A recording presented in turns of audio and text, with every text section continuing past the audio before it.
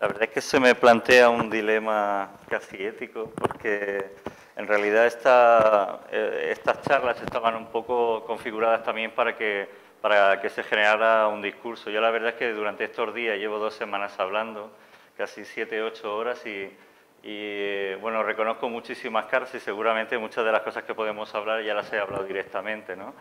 Pero en realidad quería un poco recopilar algunas ideas que han estado surgiendo durante estos días, porque realmente tampoco hay tiempo para mostrar a lo mejor algunos de los trabajos en los que Technology to the People, algunos de los proyectos en los que Technology to the People ha estado involucrado en estos últimos 10 años, ¿no? Realmente los acontecimientos, la realidad siempre se impone y los acontecimientos, yo creo que siempre o nosotros en Technology to the People o casi los ciudadanos o las personas de una forma individual siempre operan en términos de realidad, siempre operan en un mundo que es absolutamente real. Creo que es el poder el que opera en esta... cuando hablamos muchísimas veces utilizamos palabras de terminología militar o de terminología directamente del poder como estrategia, ¿no? Estrategia de suplantación, estrategias de simulación. Creo que siempre el poder es el que opera dentro de esa terminología de la simulación, de la terminología de la estrategia, de la terminología de la suplantación. Hablando siempre de seguridad, cuando vemos los acontecimientos después del 11 de septiembre, siempre se hablaba de Washington, no sé si todo el mundo tenía una idea que la capital de Estados Unidos era un sitio donde había... Creo que me acoplo yo mismo. Creo que hablábamos de Washington, ¿no? Y todo el mundo lo identificaba como algo que era absolutamente protegido, ¿no? Los americanos decían, habían estado gastando cientos de millones de dólares en sistemas de defensa, aquellos misiles patrios, que cualquier avión que traspasara el espacio aéreo de la capital iba a ser inmediatamente detectado y iba a explotar en el aire y demás, ¿no? Luego vimos que aquello realmente no existía, ¿no? Un poco, casi podemos hablar ahí de analogía. Si esto hubiera pasado en España, todo el mundo hubiera creído que los patrios realmente eran cartón piedra, no era una falla de esta valenciana que se ponía ahí a decorar y el dinero se lo quedaría cualquier especulador. Si vemos siempre, normalmente, aquí hay una especie de camarita siempre en este tipo de edificios, ¿no? Que normalmente, seguramente, detrás de las cámaras ni siquiera hay un cable, ¿no? Siempre la estrategia de poder utiliza este tipo de cámaras dummy para simular lo que es la sensación de seguridad, para simular que el poder se puede imponer en ese sentido. Yo creo que nosotros, y en Technology to the People, siempre hemos operado en el mundo de lo real. Ayer vimos apuestas muy reales, ¿no? Cuando estaban hablando sobre todo Xavier Barandiarán y Miquel Vidal, ¿no? Miquel Vidal trabajaba desde el punto de vista muy real, haciendo algo, incluso cuando hablábamos de la realidad de los movimientos antiglobalización. Confundimos lo que es una demostración ciudadana, lo que son los ciudadanos saliendo a la calle o haciendo una demostración que hemos intentado incluso trasladar o copiar de las demostraciones de Seattle, traerlas a Milán, que no creo que seguramente operen de la misma forma, pero creo que hay una antiglobalización en el sentido real o positivo, de que hay gente que en vez de ponernos en contra, efectivamente estamos haciendo algo que puede que no sea para los demás o puede que no tenga el sentido cooperativo intrínseco desde el momento en que se empieza a realizar, pero creo que es algo real, que yo creo que todo el mundo hace para sí mismo, y lo que realmente es absolutamente novedoso, seguramente después de lo que hemos llamado la revolución de la tecnología de información y comunicación, es que empezamos a ver cuál es la realidad más allá de nuestra propia realidad. Empezamos a ver qué hay detrás de todo este teatro del poder, cómo simulan ellos el poder, cómo simulan las estrategias de control, cómo simulan absolutamente toda la configuración del mundo. Quiero ir muy rápido porque creo que cuando Technology to the People desarrolla este proyecto de Valencia, que si alguno lo ha conocido, son proyectos que desarrollamos con aquella idea de operar de forma muy local, operar para gente que en ese momento tiene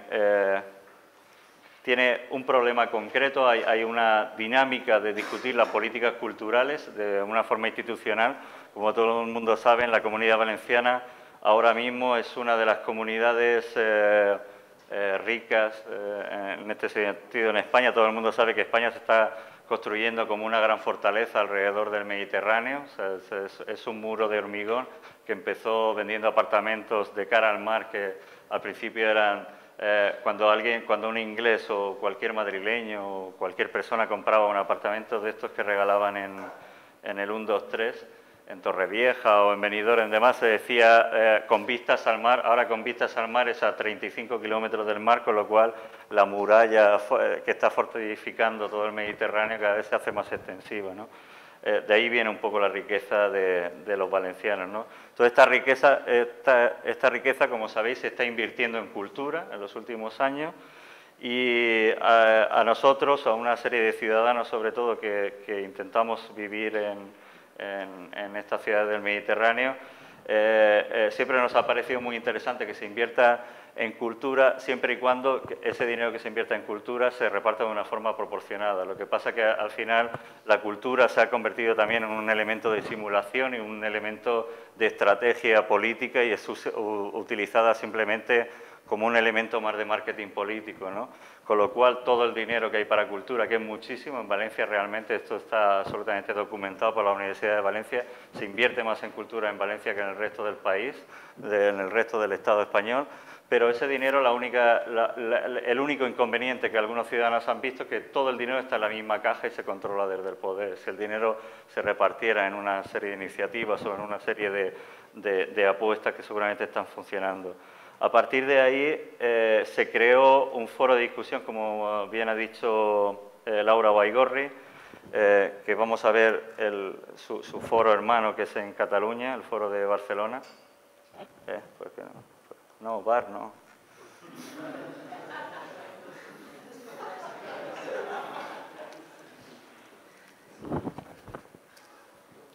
Siempre nos queremos ir de copas antes de que acabe. No puede ser. Siempre surgen cosas interesantes en esto. Ahora se está volviendo loco con toda la propaganda anterior. Hostia, estoy perdido yo también, tío. No, simplemente más o menos lo he visto. Todo el mundo puede ver, todo el mundo conoce los vuelos como los de barra punto. O sea, la tecnología no es absolutamente novedosa. La tecnología es una tecnología desarrollada. Eso es un programa que seguramente habéis visto mucho. Se repite en Indymedia o se repite en otras formas de proceder. Joder, ahí estamos bien. En definitiva, No, sí. La tecnología se repite, al final es un foro de discusión que es muy, muy puntual. Solamente se discute sobre las políticas culturales en un terreno muy, muy local. Por eso hay foros muy localizados como el de Valencia y foros muy localizados como el de Barcelona, porque creo que en cada uno de estos espacios se da una dinámica muy, muy puntual y muy, muy centralizada, muy focalizada en ciertos aspectos, ¿no? El foro, lo único que tiene a lo mejor diferente de otros foros es que todos los niveles de control están desactivados, con lo cual todos los individuos pueden opinar. Lo que hace el foro de forma lo que hace el administrador, digamos, primero, lo que hace es compilar todas las noticias, todos los artículos que los medios de comunicación van generando diariamente sobre distintos temas, los organiza en una base de datos por temáticas, por distintas categorías, y lo que puede hacer el ciudadano es aportar otra serie de artículos o aportar comentarios, con lo cual se desestabiliza o un poco se desgrana la tecnología de los medios hasta ese momento. El que escribe un artículo en el periódico puede ser criticado, pero el que critica puede ser criticado al mismo tiempo. Como veréis, esto genera un nivel de ruido, un nivel de contestación que muchas veces es popular. O sea, lo que pensamos en un bar del director de un museo sale allí, pero también lo que ha pasado en Valencia es que lo que sale es información que sale de las mismas entrañas del poder, del que está generando la información.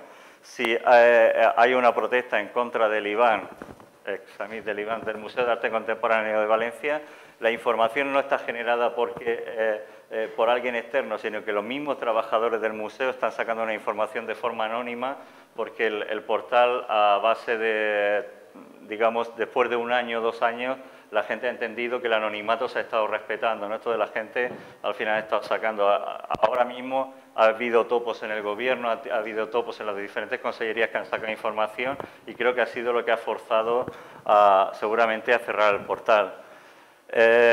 Todos estos manifiestos y todas las manifestaciones que ha habido incluso de protesta y demás es algo que creo que podemos hablar. Seguramente se han dado porque el portal está enclavado dentro de un circuito muy estructurado, ¿no?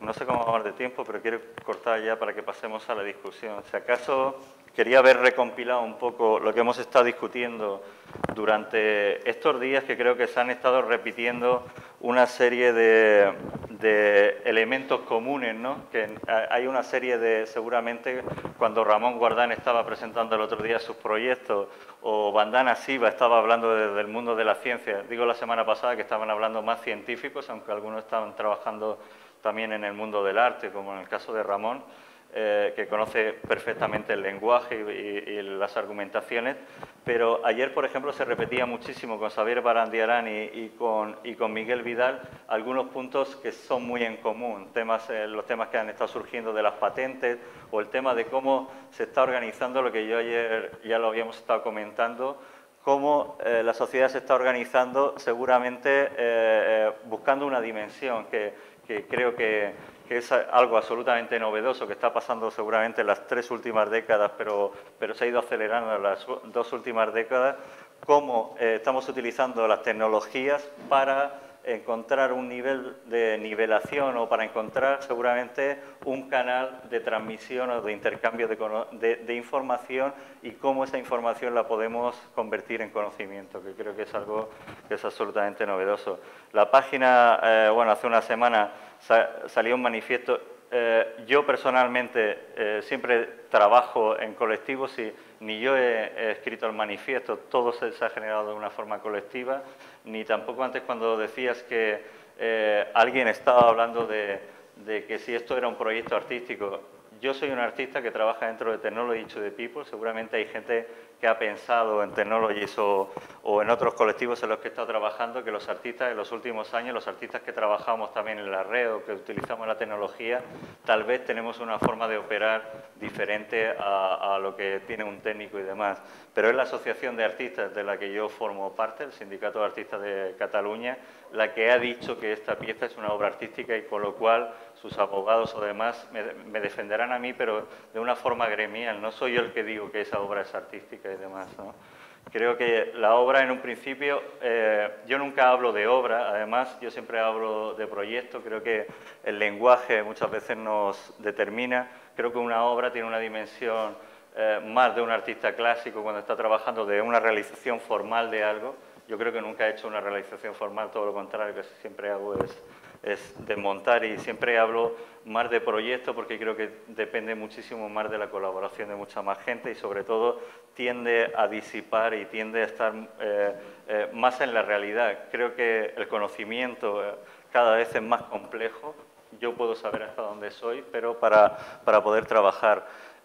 Ahora mismo es algo que ya habíamos utilizado como estrategia casi política cuando se cerró el Centre del Carmen, la segunda sede del IBAN, y es que cuando planteamos o discutimos cómo configurar una protesta, en este caso es una hoja de firmas, que es una hoja de firmas electrónica, todo el mundo recoge firmas en contra de algo, ¿no? Si alguien ha tenido este tipo de experiencias, sabéis que el gobierno normalmente se suele limpiar con todas esas hojas, cuando más hojas, más tiempo estará limpiándose con ellas.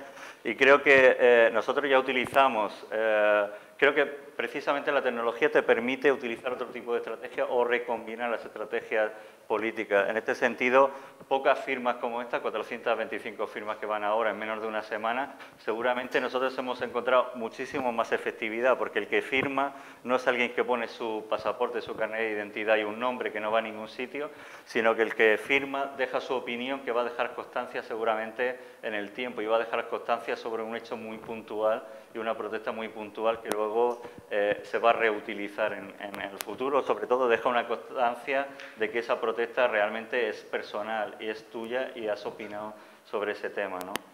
y creo que podríamos pasar al debate y seguramente a lo mejor surgen más temas, porque si no, ahora mismo sonará la campana y...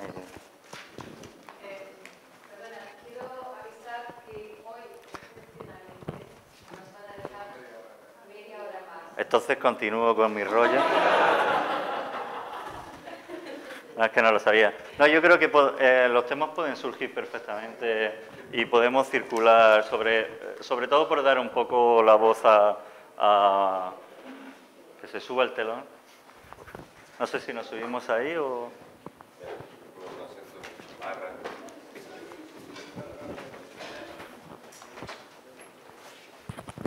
Nosotros hablamos desde aquí detrás.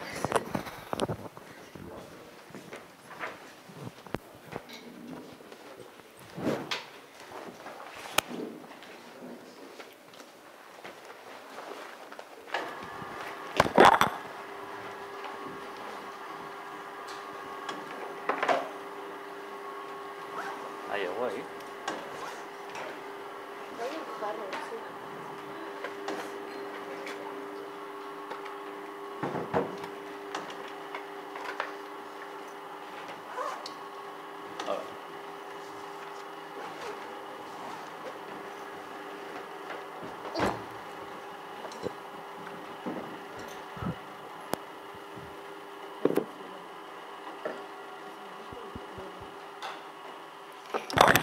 Ya que nadie se quiere empezar, pues... Ah, ¿querías tú? No. Quiero que empezáis tú y vosotros dos porque...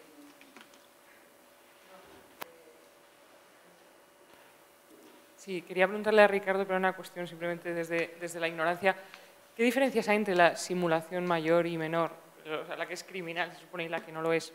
Que no nos ha quedado clara esa idea. Bueno, eso viene de Deleuze y Guattari. Los filósofos escribieron dos libros, uno que se llama Thousand Plateaus, 1000 platones, ¿verdad? Y allí ellos describen el trabajo de Jean Genet, el escritor de obras de los 50.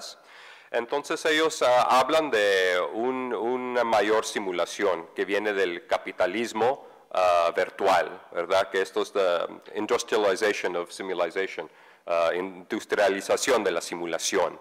Y esto es lo que se llama la simulación mayor, que es la simulación que uno encuentra en la pantalla de la televisión, en la pantalla de la película, en la pantalla o en el radio, todo lo que es los medios telemáticos dominantes, ¿verdad? Porque, mira, si como Matrix Revolution, ¿verdad? Va a aparecer en cada cine mundialmente en el mismo momento, ¿verdad? Eso es una simulación mayor, ¿verdad? Ahora las simulaciones menores vienen de comunidades que no tienen físicamente control de un telemático global, ¿verdad? Así como el teatro de disturbio electrónico, los zapatistas, ¿verdad? No tenemos los sistemas virtuales de capitalismo de controlar la información globalmente, ¿verdad? Donde nosotros hacemos algo y tú lo ves en la pantalla, en el radio, ¿verdad? Constantemente. Originalmente, en 91 a 94, los jefes de The RAND Corporation, que es uno de los think tanks, ¿cómo se dice think tank? Think tank de los militares, ¿verdad? Dijeron, para la guerra cibernética necesitas tres cosas. Necesitas infraestructura física, ¿verdad? Necesitas electricidad, necesitas computadoras. Segundo, necesitas información sintáctica. Necesitas personas que saben controlar el código, software, hardware, todo eso. Y lo más último, que no de veras importa, es lo semántico, la palabra, ¿verdad? Entonces yo digo que lo físico y lo sintáctico es parte de la simulación mayor.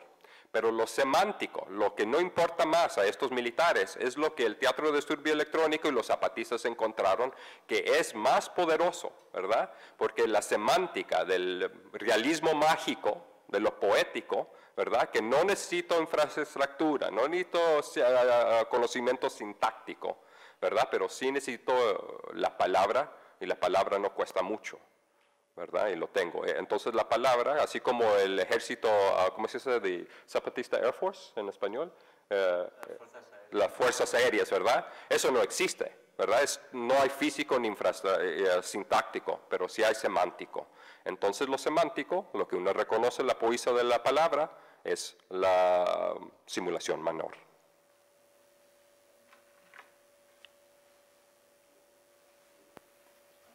Sí, me gustaría añadir a esta explicación de la simulación mayor y menor una cosa que estuve también previamente hablando en un momento dado con Laura. Yo creo que vivimos una etapa en la cual, por muchas razones, la simulación está muy demonizada, sobre todo por parte de una línea muy concreta de pensamiento crítico, y habéis nombrado ahí algunos nombres como Baudrillard, como Debord, etc. Pero, y yo estoy de acuerdo con ellos siempre y cuando la simulación se convierte en un fin en sí mismo. Pero hay un tipo de simulación que considero absolutamente vital en un proceso de aprendizaje que podemos observar muy claramente en los niños, por una parte, y por otra parte ha sido utilizado, digamos, en el mundo del arte como una estrategia para hacernos ver y comprender ciertos patrones, ciertas estructuras, ciertas formas de comportamiento que de alguna manera se ponen en cuestión, se quiere arrojar una luz o concienciar sobre un proceso o una estructura que de alguna manera ha quedado en interrogantes, o se quiere cambiar, y en ese sentido, cuando la simulación no es un fin en sí mismo, sino es un medio, que veo, por ejemplo, así se aplica en las estrategias, en los proyectos de Electronic Disturbance Theater, me sigue siendo muy importante que se aplica como tal medio, como tal herramienta para concienciar y para hacer visibles ciertos patrones y estructuras de comportamiento o acciones que consideramos como normales, entre comillas, y de alguna manera están totalmente desvirtuados y desplazados de su contexto para verlo de otra manera.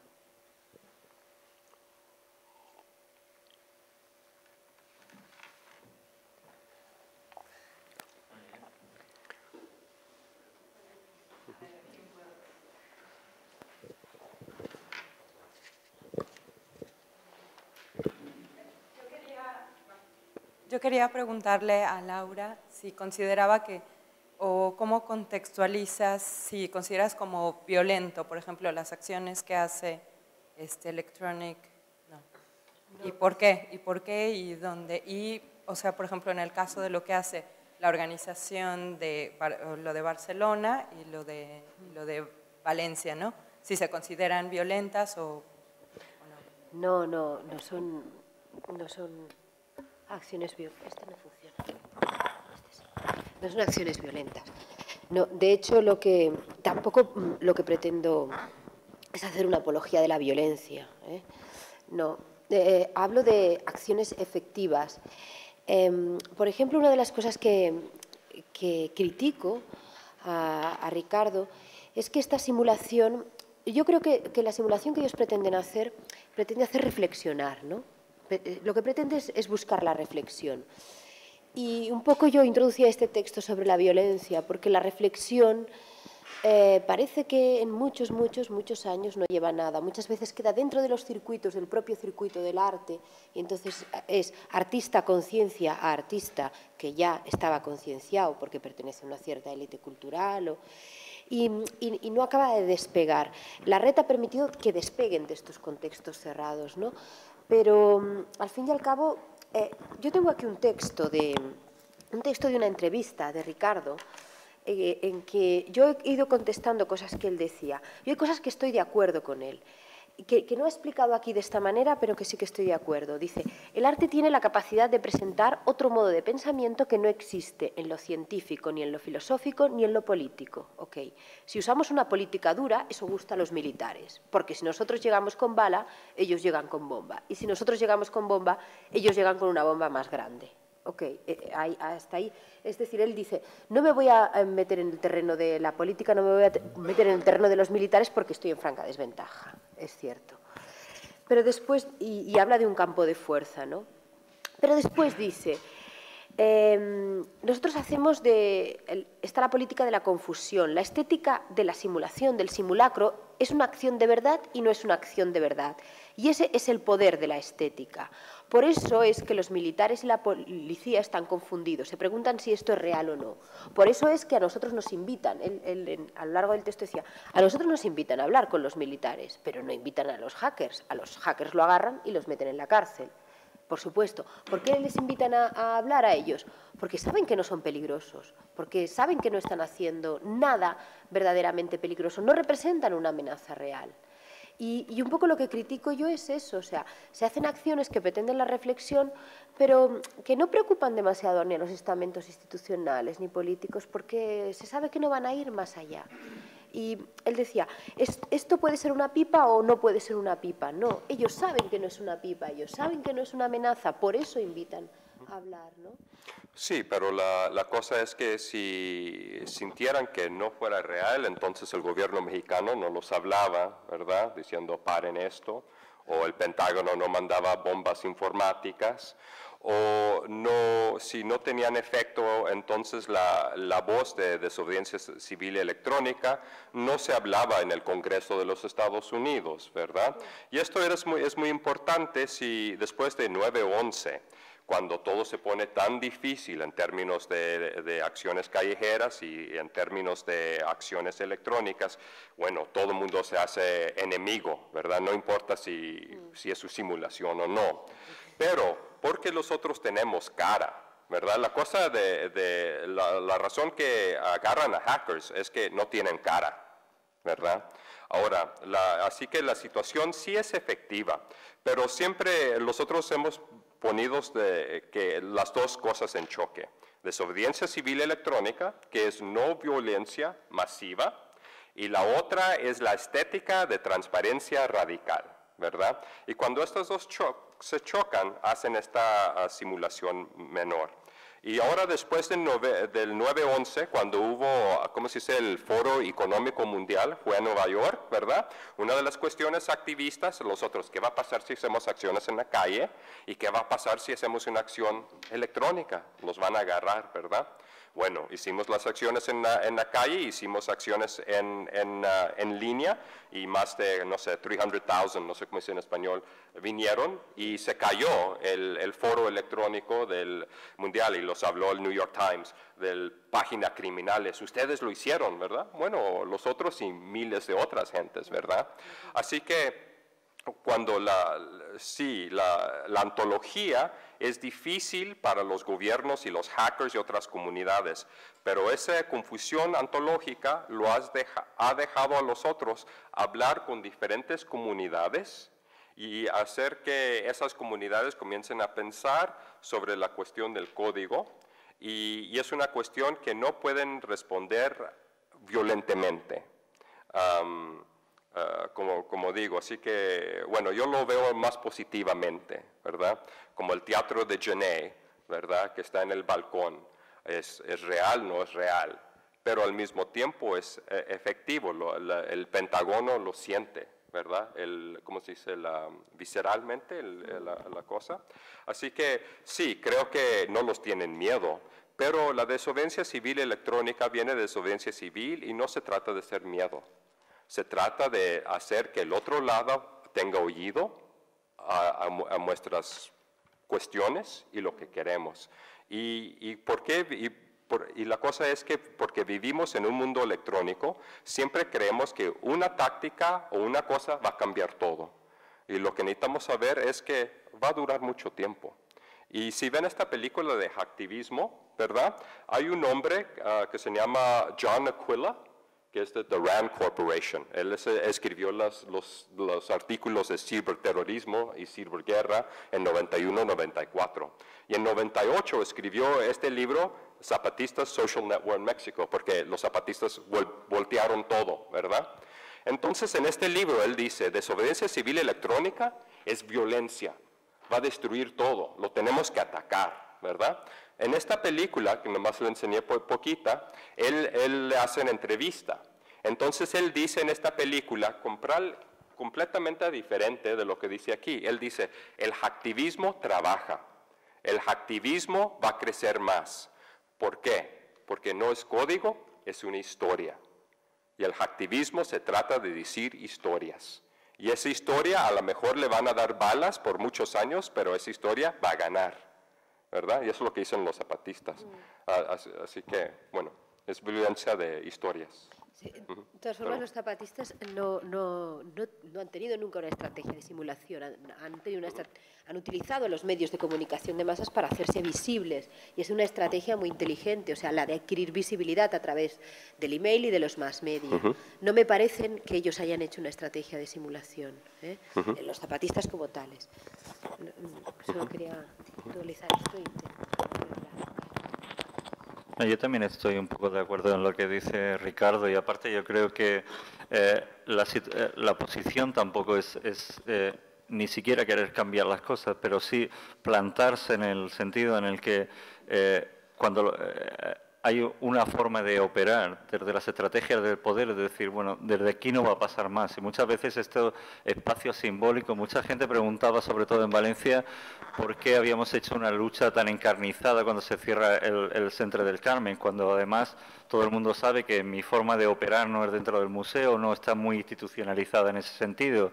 Digo, operar desde el mundo de la cultura o operar en este mundo simbólico en el que opera el poder, que para ellos sí que es muy importante el convertir el Centre del Carmen, un centro de arte contemporáneo, en un museo del siglo XIX o en lo que sea. Para ellos sí que es exactamente importante. Y en cuanto a las percepciones un poco de lo que es la violencia desde el poder, yo he estado 20 personas con esta camiseta que pone es amigos del Museo de Arte Contemporáneo en Valencia, a la puerta del museo, y el director del museo venir con 2 guardias que me estaban impidiendo entrar a un espacio que es público, que es una situación absolutamente violenta, se supone, para mí. De hecho, puedes ver las fotos y todo el mundo dice, bueno, pues a este tío lo están deteniendo y demás. Y el director venía a decirme que debo de entender que lo que nosotros hacemos es muy violento para ellos. Y digo, para vosotros, ¿a quién te estás refiriendo? O sea, ¿para quién es muy violento? ¿Para la institución? ¿Para el poder que se descubra un poco una protesta en la cual simplemente hay 4 personas con una camiseta que dice que ya no son amigos de un museo? Es algo... cómo se percibe la violencia depende también en la posición, en ese sentido. Sí que estoy hablando de la posición estratégica en la cual cada uno está, en la tecnología del poder, en la que todo el mundo, hay unas cadenas de mando, hay toda una jerarquía que no se puede romper nunca. El romper esa jerarquía para ellos es violento. O sea, el que un artista se dirija al director de un museo directamente a decirle, bueno, no estoy de acuerdo con lo que estás haciendo, para ellos es algo absolutamente... o sea, no para ellos, estoy hablando en un sentido casi metafórico.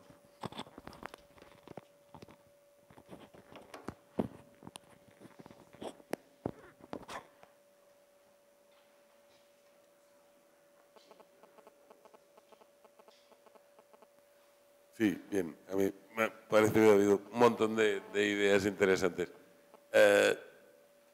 Yo creo que hay un punto que me interesaría ver qué opináis por ahí. Es la idea un poco de crear espacios de libertad. Que una dimensión de crear espacios de libertad, evidentemente, está en la resistencia, en oponerse pues, a formas de represión o de opresión. Pero que también hay una forma de crear espacios de libertad precisamente estableciendo conexiones por vías imprevistas o inaccesibles hace unos años o por formas de comunicación nuevas, en un sentido que puedan tener un papel creativo sin tener necesariamente que tener un papel confrontacional. Es decir, esa especie de implícito que plantea Lucía diciendo que si no hay violencia básicamente eso no vale para nada y no es más que juegos de menores. No sé hasta qué punto eso es realmente la única forma. Es decir, yo entiendo que hay unos momentos y unas interfaces y unos puntos en los que la violencia o es irremediable o es, en fin, argumentable, pero que evidentemente hay muchas formas de creación y de innovación y de consolidación de espacios de libertad que no veo yo por qué tienen que estar planteados en un sentido confrontacional o agresivo frente a otras existencias. No, bueno. Solo quiero decir una cosa, es que esto de la este último texto lo he sacado como gazapo, simplemente como una postura extrema, ¿eh? Yo hablo de crear estrategias de suplantación que no necesariamente han de ser violentas, suplantación de espacios, ocupar canales, ocupar espacios, ocupar canales que no están destinados a priori para los artistas y no desvelar que están ocupados por artistas. Y un poco por eso ponía el ejemplo de Barcelona o Valencia.org, que a priori está totalmente descontextualizado y que no es una experiencia agresiva. Y eso lo ponía como un ejemplo. No es un artista que está simulando un tipo de engaño que después, tarde o temprano, será descubierto. Y no es una estrategia violenta, sino es un lugar de suplantación. Es un canal de comunicación o un espacio de libertad que está actuando en paralelo. Y para mí ese es un ejemplo de estrategia de suplantación. Pero no quisiera que se diese a entender, aunque haya colocado esto de la violencia hacia el final, ¿no?, que lo que pretendo es hay que resistirse de forma violenta. No, ese puede ser un camino, pero existen otros. Yo creo que ayer ya surgió el tema un poco de los espacios de libertad y creo que es un poco lo de saber...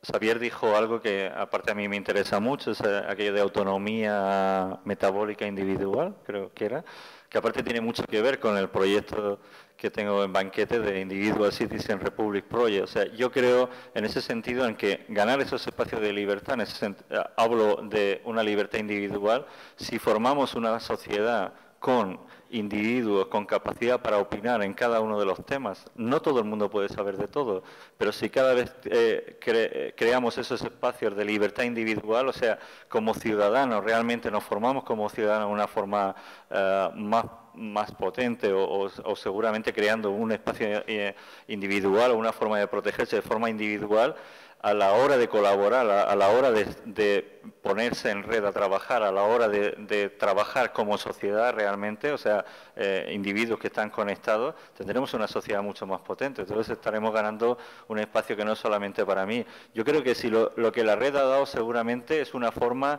de trabajar muy diferenciada de lo que es. El año pasado lo veíamos también con Tomás o con gente que ya se ha formado trabajando desde que vienen del mundo hacker, que han estado trabajando de una forma, no dentro de una empresa, sino que tienen una forma de organizarse absolutamente diferente, donde los horarios no son exactamente lo mismo, pero que estar desorganizado, digamos, en tu calendario diario no quiere decir que tengas menos capacidad para trabajar, simplemente que trabajas de otra forma, tienes otra forma de operar y otra forma de operar en la sociedad y seguramente de intercambiar en la sociedad.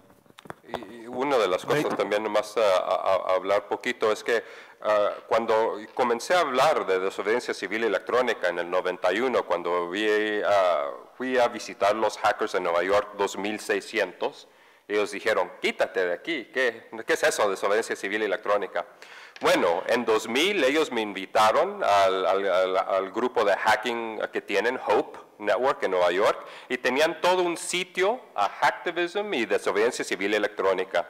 Y voy a muchos meetings de hackers ahora y todos tienen una sección de hacktivism, no hacking, y de desobediencia civil electrónica. Así, no sé qué si eso es no estoy hablando a artistas, pero a comunidad de hacker. También soy invitado a comunidades de activistas de diferentes métodos y hablo de zapatismo digital, de todas estas cosas. Y también estoy invitado a sitios artísticos, ¿verdad? Así que una de las cosas es que la táctica de todo esto no es nomás hablar a una comunidad, pero hacer ventanas y bridges. Sí, puentes que a lo mejor los hackers no pueden hacer específicamente con los activistas y que los activistas no pueden hacer con la comunidad estética. Pero a lo mejor lo estético puede ser más fácilmente abrir puertas en otras comunidades.